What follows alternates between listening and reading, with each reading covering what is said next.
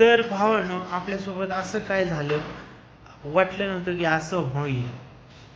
त्यामुळं मी स्वप्नात सुद्धा विचार केला नव्हता मित्रांनो की असं होईल माझ्यासोबत. यार काय चाललंय माझ्यासोबत.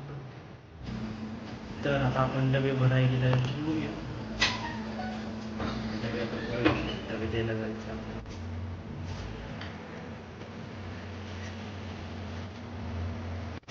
तर फायनली पावसाला सुरुवात झालेली आहे. पालखीच्या आधी पडला, त्यानंतर 5-6 दिवस झालं, 8 दिवस झालं पावसाचं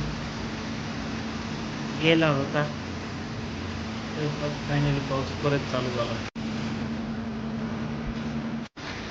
तर आता मस्त की शेवगा आणि वांग्याची भाजी आज निघतंय आपल्या मेसला. बनगुडे मस्त इकडे भात शिजतो.